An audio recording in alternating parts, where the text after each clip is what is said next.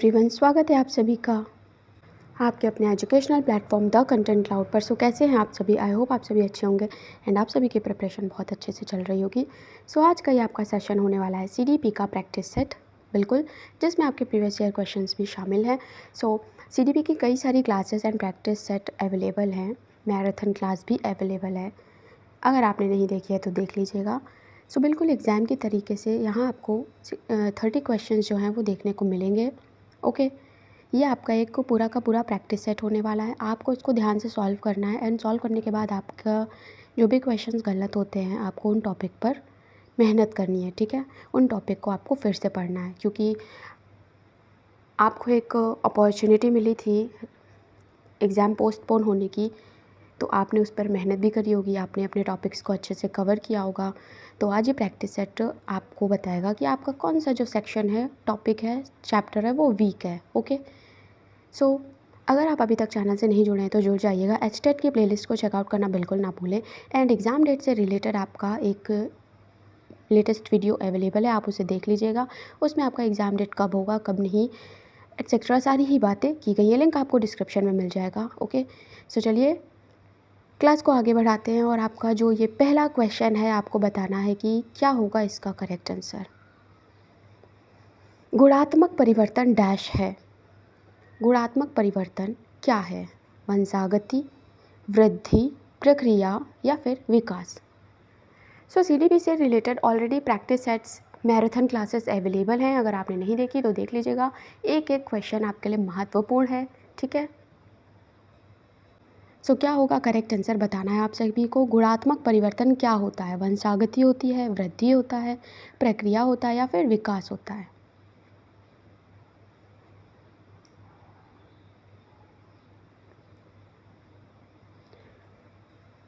सो जल्दी आप सभी के लिए पैडागोजी की मैराथन क्लास स्टार्ट होने वाली हैं, जिसमें आपके Hindi pedagogy, English pedagogy etcetera आपको देखने को मिलेंगे। सो आप उन्हें ज़रूर देख लीजिएगा, आपके लिए हेल्पफुल होंगी, ठीक है। यहाँ आपका करेक्ट आंसर हो जाएगा विकास, ऑप्शन नंबर 4। ओके, विकास शब्द किसी व्यक्ति में गुणात्मक परिवर्तन को दर्शाता है, ठीक है। जैसे कि व्यक्ति में जो है वो मानसिक या भावनात्मक परिप्रेक्ष्य में क्या परिवर्तन आया है, इसको वो दर्शाता है। सो बढ़ते हैं अपने नेक्स्ट क्वेश्चन की ओर। क्वेश्चन है, पेशीय क्षमता कैसे विकसित होती है? पेशीय क्षमता कैसे विकसित होती है? सिर से पैर की उंगलियों तक, पैर की उंगली से पेट तक, पैर की उंगलियों से सर तक या फिर हाथों से पैर की उंगलियों तक। पेशीय क्षमता कैसे विकसित होती है बताना है आप सभी को। पेशीय जो विकास है उसका तात्पर्य होता है कि शरीर की गतिविधियों पर जो हम नियंत्रण करते हैं उसका विकास। Okay, right. तो यहाँ पर जो है ऑप्शन नंबर फर्स्ट आपका करेक्ट आंसर हो जाएगा, सिर से पैर तक का, सिर से पैर की उंगलियों तक विकास। ओके, नेक्स्ट क्वेश्चन है, क्वेश्चन नंबर 3 है, निम्नलिखित में बुद्धि से मुख्य विशेषता क्या है? तर्क की योग्यता, बोध समझने की क्षमता, अपसारी चिंतन, संवेगात्मक सफलता। ओके, सो बुद्धि में हमारी बेसिकली एक साथ कई क्षमताएं शामिल होती हैं, ठीक है, जो हमारी सूचनाओं को समझने और ग्रहण करने की क्षमता होती है। ओके, सो यहाँ पर हमारा करेक्ट ऑप्शन हो जाएगा बोध समझने की क्षमता, सेकेंड ऑप्शन, राइट। बढ़ते हैं अब अपने नेक्स्ट क्वेश्चन की ओर। बुद्धि व्यक्ति को तर्क संगत रूप से सोचने और अपने पर्यावरण के साथ निपटने की जो क्षमता है उसे संदर्भित करती है। सो बढ़ते हैं अब अपने नेक्स्ट क्वेश्चन की ओर। क्वेश्चन है, निम्नलिखित में कौन सी शिक्षण विधि यह मानती है कि एक व्यक्ति की तुलना में पूरा समूह अधिक विचार दे सकता है? एक व्यक्ति की तुलना में पूरा समूह अधिक विचार दे सकता है। क्या होगा करेक्ट आंसर? मानसिक उद्दीलना, अन्वेषण विधि, गृहदत्त कार्य विधि या फिर परियोजना विधि। कौन सा होगा आपका करेक्ट ऑप्शन?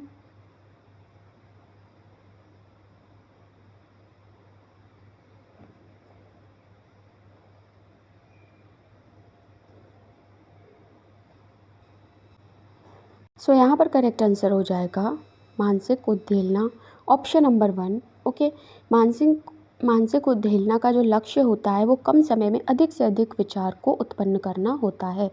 यानी कम समय में हम कई सारे जो विचार हैं, इफ़ एंड बट्स हैं, प्रो कॉन्स हैं, सभी सोच सके किसी पर्टिकुलर चीज़ पर। ठीक है, सो इसलिए फर्स्ट ऑप्शन आपका करेक्ट हो जाएगा। बढ़ते हैं अब अपने नेक्स्ट क्वेश्चन की ओर। Question number 5। क्वेश्चन नंबर 5 है, रोशा व्यक्तित्व परीक्षण में कितने कार्डों पर विभिन्न रंग है? रोशा व्यक्तित्व परीक्षण में कितने कार्डों पर विभिन्न रंग है?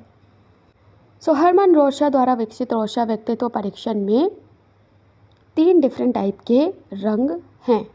ओके, तो का जो करेक्ट आंसर होगा वो है 3 कार्ड। ओके, जिसमें से आपके काले, भूरे, सफ़ेद रंग के कार्ड्स पाए जाते हैं। ओके, सो बढ़ते हैं अब अपने नेक्स्ट क्वेश्चन की ओर। यहाँ पर फर्स्ट ऑप्शन करेक्ट आंसर है।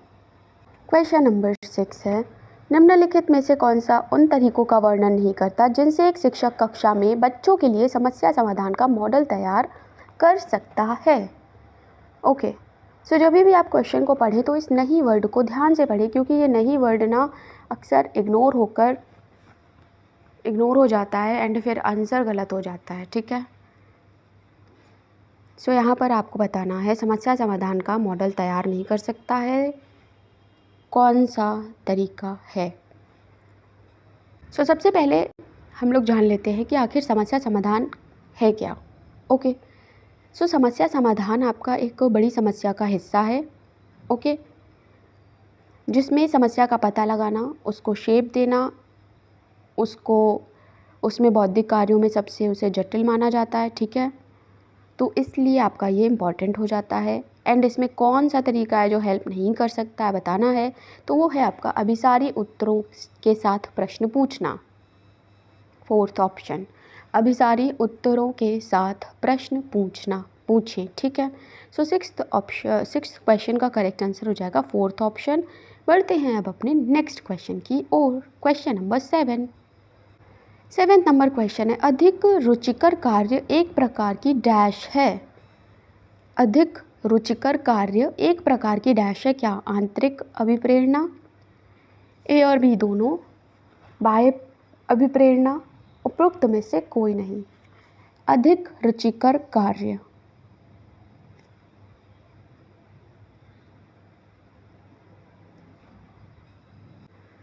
ओके, सो यहाँ पर हमारा जो है वो आंतरिक अभिप्रेरणा जो है वो ज़्यादा इम्पॉर्टेंट होती है।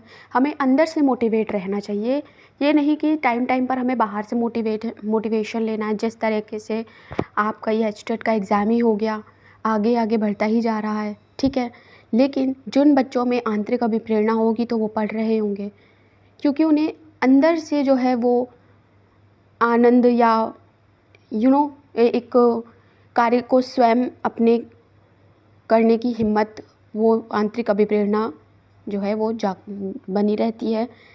इसलिए जो है आंतरिक अभिप्रेरणा बहुत ज़रूरी है। ठीक है, इंटरनल मोटिवेशन, राइट।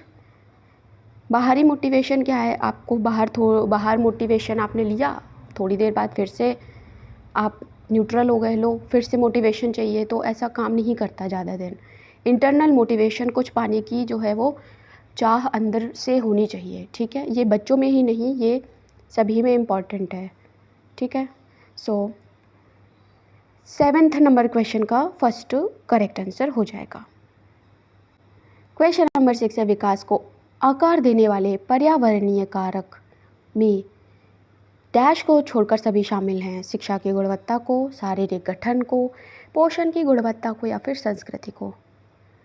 ओके, सो विकास को जो शेप दिए जाते हैं उनके लिए डिफरेंट फैक्टर्स इम्पॉर्टेंट हैं, लेकिन जो हमारा शारीरिक गठन है ये इम्पॉर्टेंट नहीं है। ओके, किसी के फिज़िकल स्ट्रक्चर या उसकी बनावट को देखकर हम इसको इम्पॉर्टेंस नहीं देते हैं। ठीक है, तो सेकंड ऑप्शन आपका ये सही हो जाएगा, शारीरिक गठन छोड़कर सभी शामिल हैं। नेक्स्ट हमारा क्वेश्चन है, क्वेश्चन नंबर 9 है, मूल्यांकन का उद्देश्य क्या होता है?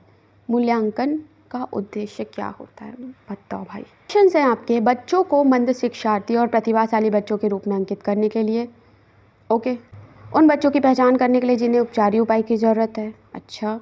थर्ड है, अधिगम की कठिनाई और समस्या क्षेत्रों का निदान करने के लिए। ओके। फोर्थ है, उस सीमा तक प्रतिपुष्टि प्रदान करना जहाँ तक हम उत्पादनशील जीवन के लिए शिक्षा प्रदान करने में सफल रहें। बिल्कुल, जो हमारा फोर्थ ऑप्शन है वो सबसे अच्छा है, सबसे अप्रोप्रिएट आंसर। हमें बच्चों की उस एंड तक या उस स्टेज तक हेल्प करनी चाहिए जब तक कि हम उन्हें उत्पादनशील जीवन के लिए शिक्षा प्रदान करने में सफल रहें। ओके, ऑप्शन नंबर 4 यहाँ पर करेक्ट आंसर हो जाएगा। बढ़ते हैं अपने अगले क्वेश्चन की ओर। Question number 10th।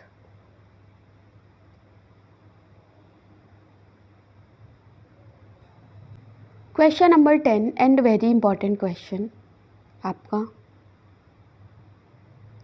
यदि किसी बच्चे का कालानुक्रमिक उम्र 12 वर्ष है और वह 15 वर्ष के बच्चे के लिए बना बुद्धिमत्ता परीक्षण का उपयोग कर सकता है तो उसका IQ कितना होगा? ओके, सो ये क्वेश्चन है और ये क्वेश्चन सभी के लिए बहुत इम्पॉर्टेंट है क्योंकि ये आना ही आना है। आपका जो डिजिट है वो चेंज हो जाएगी, लेकिन आपका जो इसको करने का तरीका है वो तो सेम रहेगा। ठीक है, तो IQ के से रिलेटेड आपका एक क्वेश्चन डेफिनेटली पूछा जाता है, सो आप इसे करना सीख जाएं। बताइए क्या होगा आपका करेक्ट आंसर। सो देखिए, यहाँ पर एक कालानुक्रमिक उम्र आपको दी गई है। ओके, एक आपको दी गई है 15 वर्ष के लिए बुद्धिमत्ता परीक्षण। ठीक है, यानी यहाँ पर आपको मेंटल एज दी गई है, मानसिक आयु। ओके, एंड एक आपको दी गई है वास्तविक आयु, राइट, यानी करंट एज, और उससे आपको बुद्धि लब्धि निकालनी है यानी IQ निकालना है।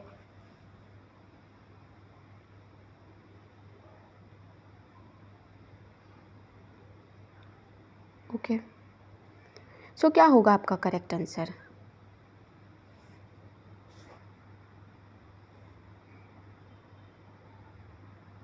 IQ का फुल फॉर्म। सो आप सभी में से कितने ही स्टूडेंट्स को IQ का फुल फॉर्म पता है? ओके, जिन्हें नहीं पता है उन्हें बता देते हैं। तो सबसे पहले हम लोग देख लेते हैं कि IQ का फुल फॉर्म क्या होता है। IQ का फुल फॉर्म होता है इंटेलिजेंस, ओके, क्वेशेंट। ठीक है, ये होता है हमारा IQ का फुल फॉर्म। एंड इस क्वेश्चन में पर्टिकुलर आपका एक लगेगा फॉर्मूला, जिस फॉर्मूले को आपको याद कर लेना है, अच्छे से समझ लेना है, क्योंकि उसी के बेसिस पे आपके सारे क्वेश्चंस सॉल्व हो जाएंगे। ठीक है, सो आपका फॉर्मूला होता है IQ is equal to mental age, जिसे हम MA लिख सकते हैं, into 100 upon current age, right. इस क्वेश्चन में हमें मेंटल एज दी गई है 15 वर्ष, ओके, और हमें करंट एज दी गई है 12 वर्ष। तो यहाँ पर हम वैल्यू को रख देते हैं, mental age 15, 100, current age 12। Okay, तो अब इसे कर दे सॉल्व। ऊपर हो जाएगा 1500 अपॉन 12। इसको जब हम सॉल्व करेंगे तो हमें 125 जो है वो करेक्ट आंसर मिल जाएगा, यानी ऑप्शन नंबर 3 आपका यहाँ पर करेक्ट आंसर हो जाएगा। आई होप आप सभी को क्लियर हो गया होगा। एक बार फिर से बता देते हैं, यहाँ पर ये लिखा है IQ, ठीक है, इंटेलिजेंस क्वेशेंट, इसका जो है फुल फॉर्म होता है IQ का। नेक्स्ट होता है IQ का एक फॉर्मूला, mental age into 100 upon current age. Mental age question में दी गई है 15 इंटू 100 अपॉन 12 हमें करेंट एज दी गई है, एंड इसको सॉल्व करने पे 125 आपका करेक्ट आंसर आ जाएगा। ओके, सो बढ़ते हैं अब अपने नेक्स्ट क्वेश्चन की ओर। क्वेश्चन नंबर 11 है,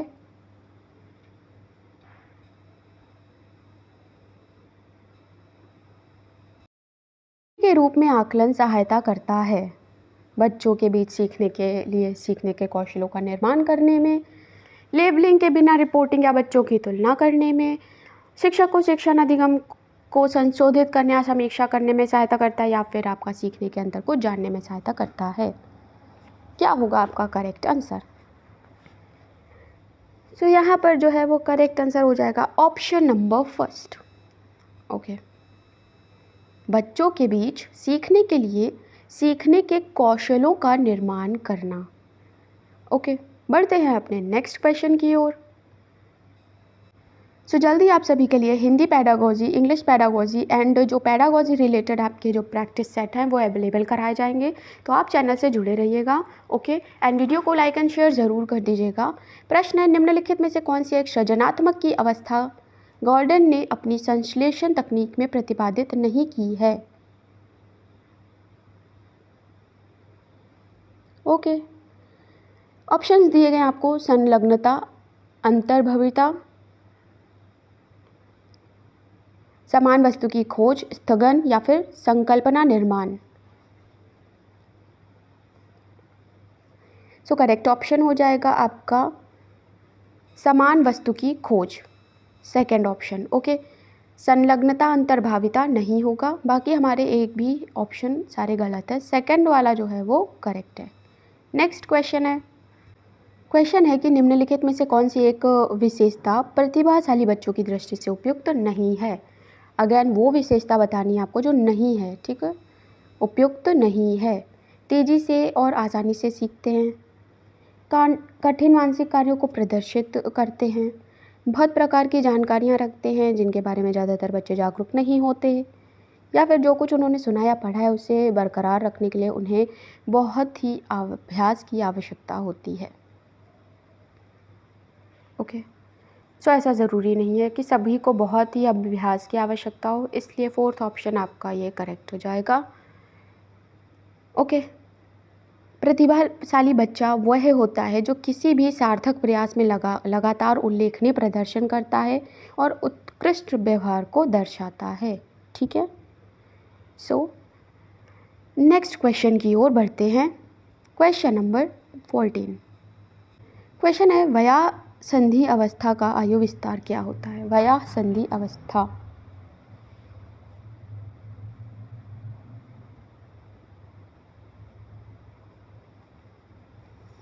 सो यहाँ पर करेक्ट आंसर हो जाएगा 11 से 16 वर्ष। Okay, third option is the correct answer. बढ़ते हैं नेक्स्ट क्वेश्चन की ओर। ये इंपॉर्टेंट क्वेश्चन है आपका, बहुत इंपॉर्टेंट है, पूछा जा सकता है। अगला है, निम्नलिखित में से कौन सा एक बुद्धि के निष्पादन परीक्षण का प्रकार नहीं है? आमी अल्फा परीक्षण, को का ब्लॉक डिज़ाइन परीक्षण, खंड निर्माण रचना परीक्षण, पास एंड लॉग परीक्षण।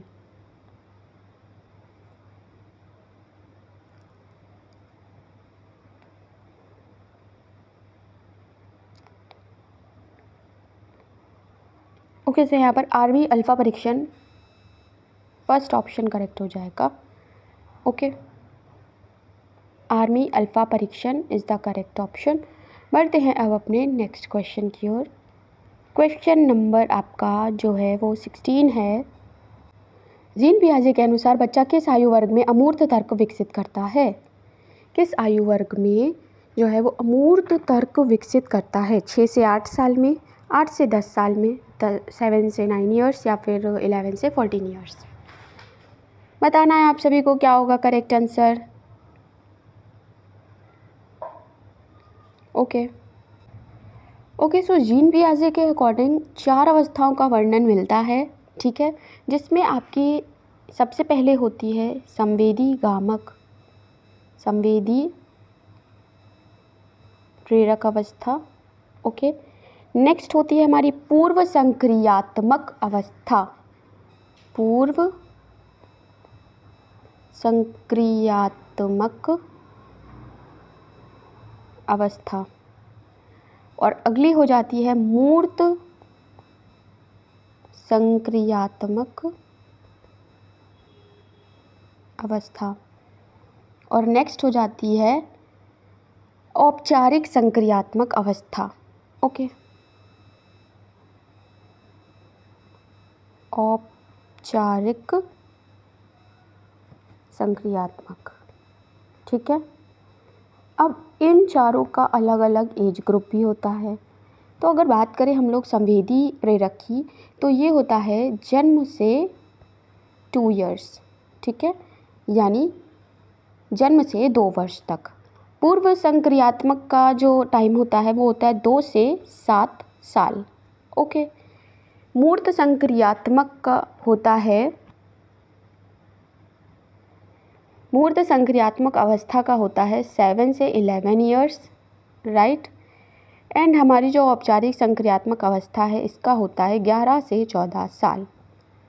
इस आयु बीच के बच्चों में जो है वो अमूर्त तर्क विकसित होता है। तो हमारा ये जो फोर्थ ऑप्शन है ये करेक्ट हो जाएगा। एंड ये जो सभी हैं ये आपको याद कर लेने हैं, बहुत इंपॉर्टेंट है आपके लिए। ठीक है, जिस तरीके से आपसे ये पूछा गया वैसे ये भी सब पूछा जा सकता है, तो आप अच्छे से इन्हें पढ़ लीजिए। ओके, सो बढ़ते हैं नेक्स्ट क्वेश्चन की ओर। Question number 17।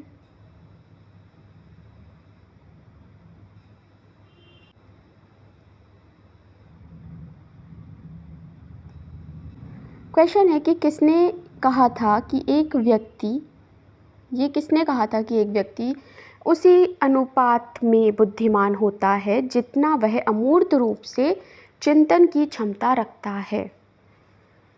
ओके, इस पूरे प्रैक्टिस सेट में आपको वेरी इंपॉर्टेंट क्वेश्चन मिलेंगे, इसलिए एक एक प्रश्न को आपको ध्यान से पढ़ना है। यह किसने कहा था कि एक व्यक्ति उसी अनुपात में बुद्धिमान होता है जितना वह अमूर्त रूप से चिंतन करता है। ओके, सो ये कहा था टर्मन।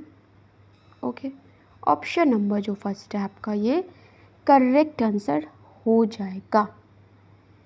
अब अमूर्त रूप से चिंतन का अर्थ क्या है? तो अमूर्त रूप से चिंतन का अर्थ है उस क्षमता को, उस क्षमता से है जो हम उन वस्तुओं पर चिंतन करने की अनुमति देते हैं जो मौजूद नहीं हैं। ओके, तो ये आपका अमूर्त चिंतन हो जाता है। एंड फर्स्ट ऑप्शन अगेन आपका जो है वो करेक्ट आंसर हो जाएगा। बढ़ते हैं अब अपने नेक्स्ट क्वेश्चन की ओर। Question number 18। बच्चों के भीतर छुपे सांवेगिक घुटन एवं शक्तियों को बाहर निकालने की प्रक्रिया को क्या कहते हैं? ओके, सांवेगिक स्थिरता, सांवेगिक संवेदनशीलता, सांवेगिक विरेचन, सांवेगिक सामर्थ्य। क्या होगा यहाँ पर करेक्ट आंसर?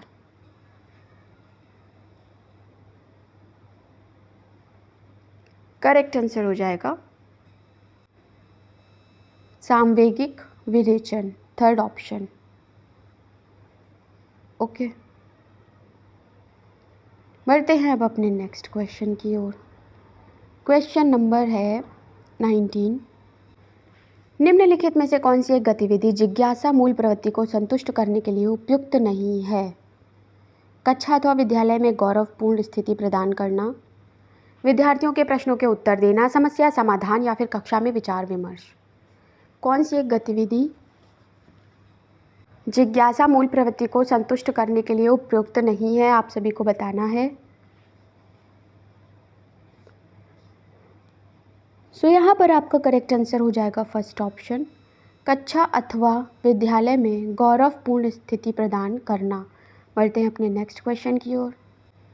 क्वेश्चन है रोरशा स्याही धब्बा परीक्षण में कितने कार्ड होते हैं?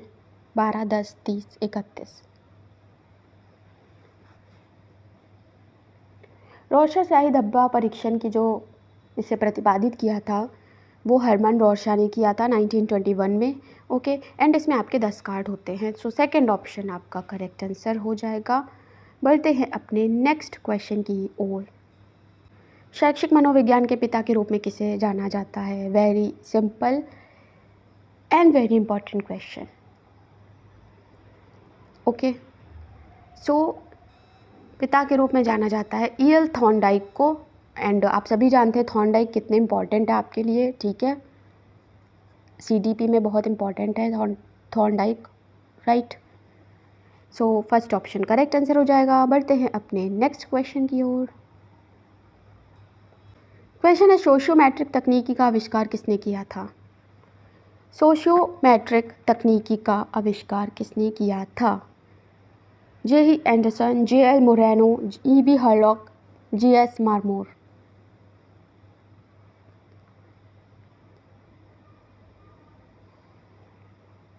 इसका आविष्कार किया था J.L. मोरेनो ने, सेकेंड ऑप्शन। नेक्स्ट क्वेश्चन है, एरिक्सन के अनुसार व्यक्ति के मनोसामाजिक विकास की चौथी अवस्था कौन सी है? प्रगाढ़ता बनाम अलगाव, पहचान बनाम भूमिका संभ्रांति, परिश्रम प्रियता बनाम हीनता, उत्पादनशीलता बनाम स्थिरता।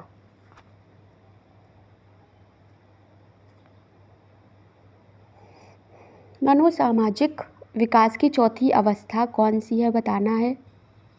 एक एक करके सारे ही ऑप्शंस का हम लोग एज और उसका जो अवस्था है उसको डिस्कस कर लेते हैं, ठीक है।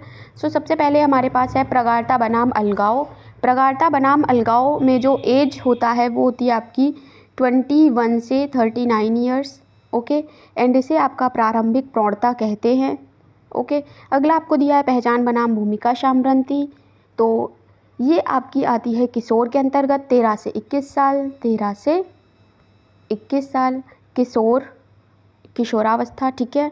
नेक्स्ट हमें दिया है परिश्रम प्रियता बनाम हीनता, परिश्रम प्रियता बनाम हीनता, ये आपको देखने को मिलती है बाल्यावस्था में, यानी 5 से 13 वर्ष में, ठीक है। अगली है हमारी उत्पादनशीलता बनाम स्थिरता। उत्पादनशीलता बनाम स्थिरता ये आपको मध्य प्रौढ़ता में देखने को मिलती है, यानी 40 से 65 ईयर, ओके। 40 से 65 ईयर्स में, ओके। ये रहे आपके कुछ सारे ऑप्शंस। अब आपको बताना है मनोसामाजिक विकास की चौथी अवस्था कौन सी है।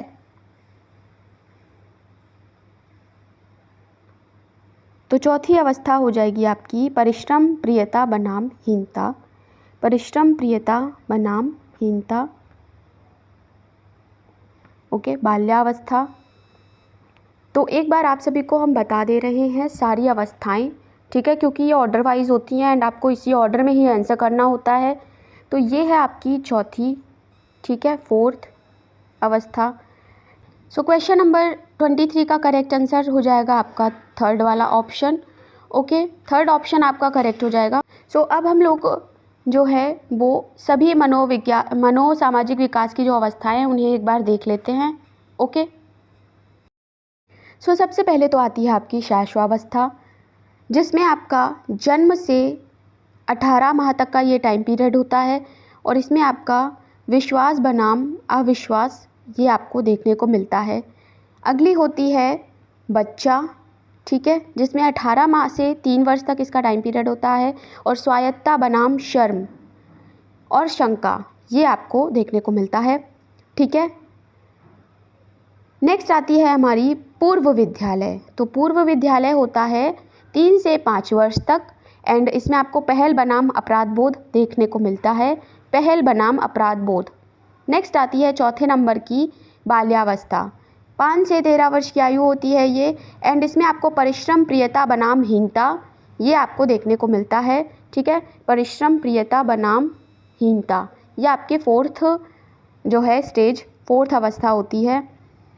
नेक्स्ट आती है फिफ्थ, जिसमें आपको किशोर 13 से 21 वर्ष की आयु और भूमिका पहचान बनाम भूमिका भ्रम, भूमिका पहचान बनाम भूमिका भ्रम ये आपको देखने को मिलता है, पहचान बनाम भूमिका भ्रम, ठीक है। ये आपकी होती है, ये होती है आपकी फिफ्थ स्टेज, ठीक है। नेक्स्ट हम लोग देख लेते हैं सिक्स्थ नंबर की। सिक्स्थ नंबर में होता है आपका प्रारंभिक प्रौढ़ता, जिसे हम लोग 21 से 29 वर्ष तक देखते हैं। प्रागढ़ता बनाम अलगाव इसमें आपको देखने को मिलता है, ठीक है। नेक्स्ट हो गया आपका 7th नंबर मध्य प्रौढ़ता, ठीक है, जिसमें 40 से 65 वर्ष है और उत्पादनशीलता बनाम स्थिरता देखने को मिलती है। अगली आती है 8th नंबर। 8th नंबर आपको देखने को मिलता है जिसमें आपको 65 और उससे अधिक की आयु देखने को मिलती है, ठीक है। उत्तर प्रौढ़ता इसको कहते हैं, जिसमें आपका सत्यनिष्ठा बनाम निराशा आपको देखने को मिलती है, ठीक है।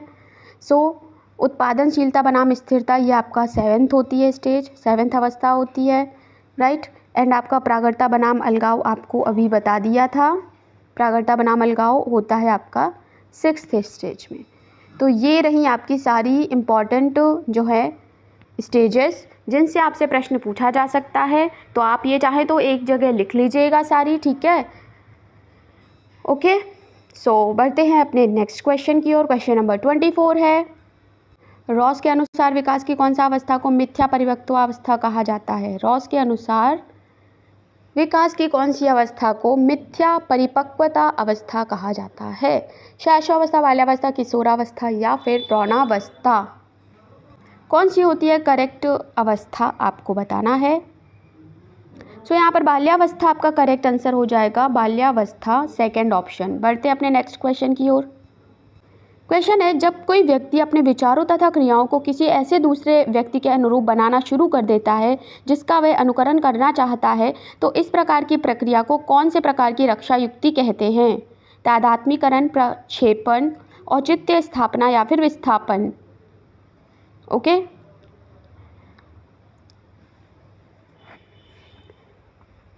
सो यहाँ पर आपको कुछ ऑप्शन ये दिए गए, रक्षा युक्तियाँ दी गई हैं जिनके अकॉर्डिंग आपको बताना है कि क्या होगा करेक्ट आंसर।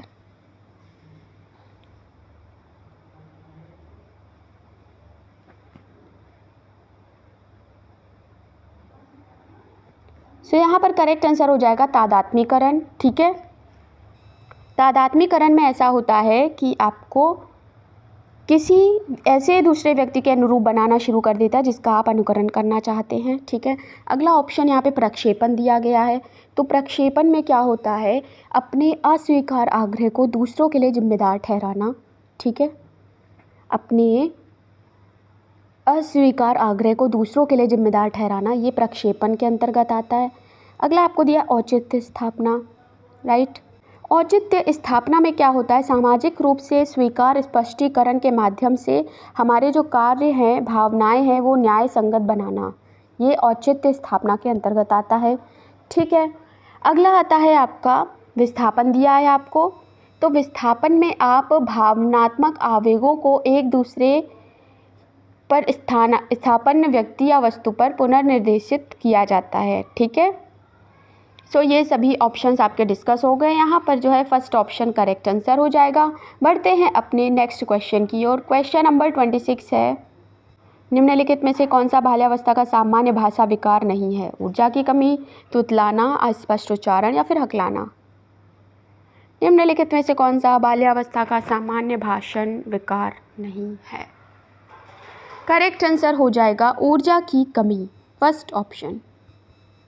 ओके, ऊर्जा की कमी। नेक्स्ट है, क्वेश्चन है कि इसमें व्याख्यान विधि का एक लाभ है, क्या लाभ है?